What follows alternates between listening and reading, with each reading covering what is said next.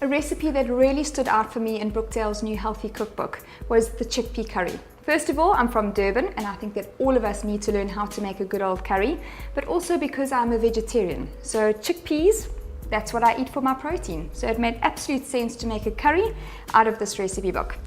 What I also love about this recipe is how many fresh ingredients it uses. There's a huge selection of fresh vegetables and onions and peppers, it's amazing, as well as loads and loads of fresh herbs. We've got coriander, we've got cumin, we've got turmeric, we've got a little bit of olive oil. In the entire recipe, there's only about 3 tablespoons of oil. So that is the only fat that you're going to get. A huge portion of peeled tomatoes, which is full of antioxidants, and then of course our good old chickpeas for our protein. So it's a really simple recipe. Stir frying the onions and the garlic and the herbs and that together, adding the vegetables, adding the stock and letting it simmer for about 30 minutes. It's a really simple recipe to make, which of course we all love with our hectic schedules these days. So all you do is you take a pan and you're going to gently fry the garlic and the onions and the herbs and spices.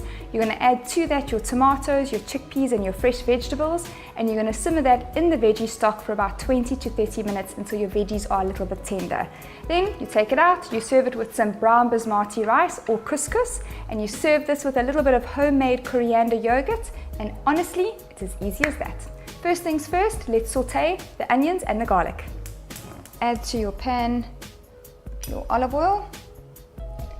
Wait for that to heat up, and then you're going to add all of your spices together with your garlic and your onion. I must say, it smells incredible. Really rich flavors coming through here, the onion and the garlic. It really smells just like Durban.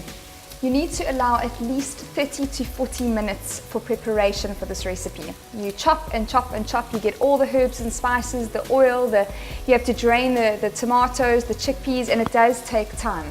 And it's a lot quicker to actually cook the recipe when everything is perfectly put into its own little separate bowls than trying to get it out of the containers whilst you're working. So make sure that you do budget that time in when making a curry. One good thing is you can make 4 or 5 times the amount at once, and then you can simply freeze it. So when you've had a really busy day, you come home, you take it out the freezer, heat it up over a pan, and voila, dinner's served.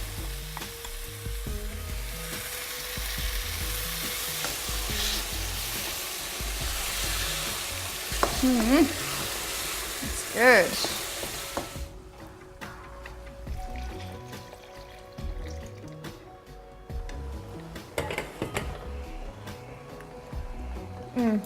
Okay, rice is ready, so it's ready to come off the heat.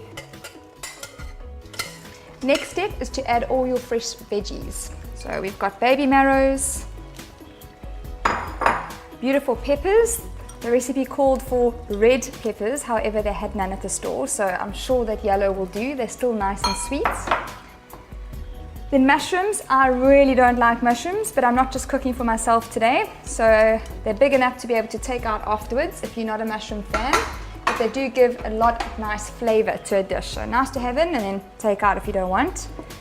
Cubed butternuts, little baby carrots, and then baby potatoes cut in half. So there is a lot of nutrients, a lot of fiber, lots of different colors of veggies, which is fantastic. All we're going to do is finish off with some fresh chopped coriander. Well, 30 minutes has come and gone, and I've been eagerly waiting for the veggies to cook through. So they're all ready. I mean, look at that. It looks absolutely amazing, and the smell coming through my home has been to die for. So now it's time to serve it up. And ideally what you want to do is create some kind of nice rice structure. So all I've done is taken my brown basmati rice, packed it inside this cup measurements, and then turned the plate upside down, turned it over, jiggled it a little bit, and that's what happens. The most important thing to bear in mind when it comes to cooking time is to make sure that your potatoes are cooked through. That all the other ingredients would definitely be cooked in 30 minutes, but your potatoes could still be hard, and there's nothing worse than everything being ready and then you've got these hard potatoes, because curried potatoes are the best part of a curry. So that looks amazing. Okay, circled around the rice cake. A little bit of fresh coriander, and then take your yogurt mix. Now inside this yogurt mix I just have a little bit of low-fat plain yogurt, fresh coriander, some ground coriander, some herb salt, and some ground black pepper. So very simple. Just put a little dollop of that on the side of your plate. The yogurt dressing is not compulsory. However, if you feel that this curry is a little bit hot, it'll definitely help to cool it down. So, typical Durban curry, vegetarian style, ever so delicious, and I must say, I'm very proud of myself. So you see, if I can do it, so can you.